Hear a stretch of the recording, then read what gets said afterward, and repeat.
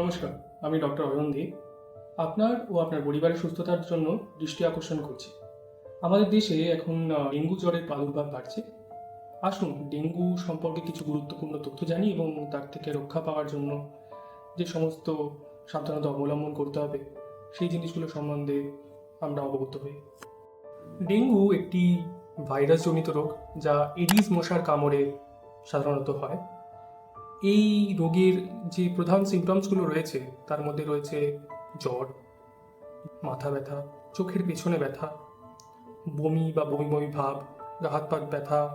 এই জিনিসগুলো সম্বন্ধে আমাদের জানতে হবে এবং যখন এই ধরনের সিমটমসগুলো আমাদের হবে সঙ্গে সঙ্গে লোকাল কোনো হাসপাতাল বা কোনো ডাক্তারবাবুর কাছে গিয়ে দেখাতে হবে। ডেঙ্গু জ্বর কখনো কখনো মারাত্মক রকম রূপ ধারণ করে, যেমন রক্তক্ষরণ হতে পারে বা বিভিন্ন অঙ্গ প্রত্যঙ্গ বিফলও হতে পারে।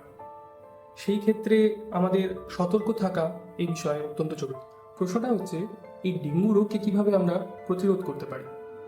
প্রথমত আমাদের বাড়ির আশেপাশে যে জমা জল রয়েছে সেগুলোকে আমাদের পরিষ্কার রাখতে হবে। স্পেশালি যে আর্টিফিশিয়াল কালেকশন অফ ওয়াটার, যেমন ধরুন টবের মধ্যে জল, টায়ারের মধ্যে জল, এই জিনিসগুলো আমাদের পরিষ্কার রাখতে হবে। এই এডিস মশা যা ডেঙ্গু ভাইরাস ক্যারি করে সেটা প্রজনন করতে সাহায্য করে, তাই এই জলগুলোকে আমাদের পরিষ্কার রাখতে হবে, এই জায়গাগুলোকে আমাদের পরিষ্কার রাখতে হবে। সঙ্গে যেটা করতে হবে, আমাদের দিনের বেলায় মশারি ব্যবহার করতে হবে। আর বাইরে বেরোলে মসকিউটো রিপেলেন্ট ক্রিম যেগুলো রয়েছে সেগুলো ব্যবহার করতে হবে।